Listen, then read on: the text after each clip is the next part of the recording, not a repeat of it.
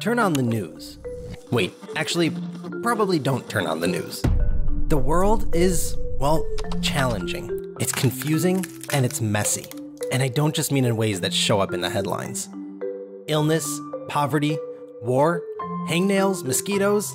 There's a lot of things, big and small, that we would change about our world if we could just snap our fingers. But most of those problems are not new.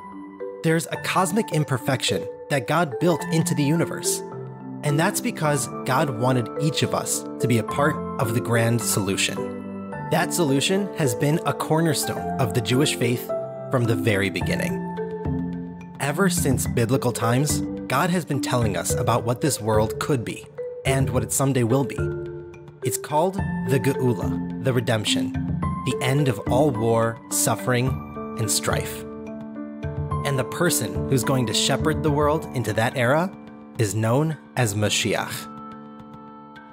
Everything we know about the Geula and Moshiach comes from biblical prophecies and traditional texts. It's a lot to study through, but here are some of the most important things you need to know. For starters, Moshiach will be a great Jewish leader and Torah scholar, passionate about Torah and mitzvahs, similar to King David, who, by the way, is his great-great-great-grandfather. He'll inspire all Jewish people to follow the Torah. He'll rebuild the Holy Temple in Jerusalem, bring all Jews back to the Holy Land, restore all 613 mitzvahs, even the ones we haven't been able to do for thousands of years, and teach the whole world about God. There will be no war, hunger, or competition. All nations will live side by side and worship one God in perfect harmony. As a grand finale, God will remove all evil from the earth and revive the dead, even putting an end to death itself. Overall, it'll be a global period of abundance where we'll all have plenty of time to focus on what's really important, knowing God and His wisdom. Now, as wild and miraculous as this all may sound, many of these big changes can happen naturally. Let me explain.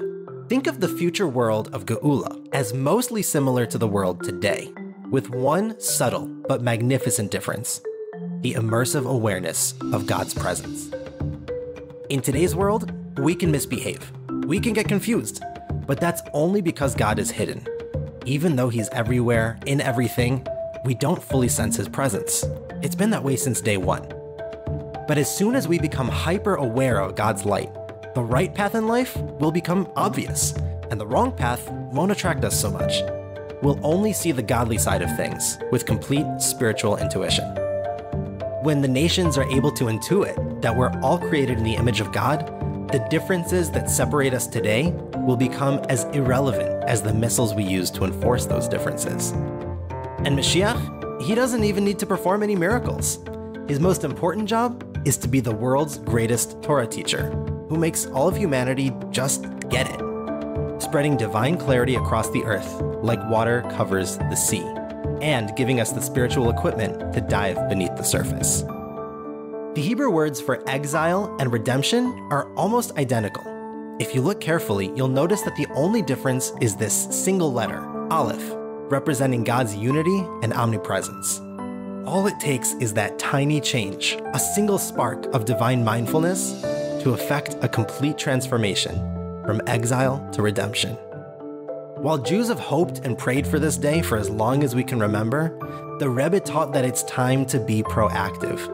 We can hasten the Geula, we can even demand it, and most importantly, we can live it even before it happens.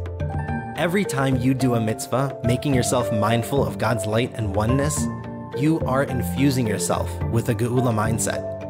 Every word of Torah you study is a taste of Mashiach's times, when we'll engage with divine wisdom all day. When you teach your fellow humans about God, you are paving the way for Moshiach. The world, with all its problems, is closer to Moshiach than it has ever been. Many implements of war have already morphed into tools of good.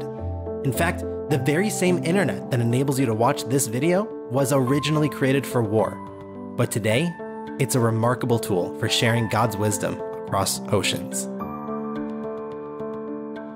In the Rebbe's words, Moshiach is ready to come now. It's up to us to do one more act of goodness and kindness to make it happen.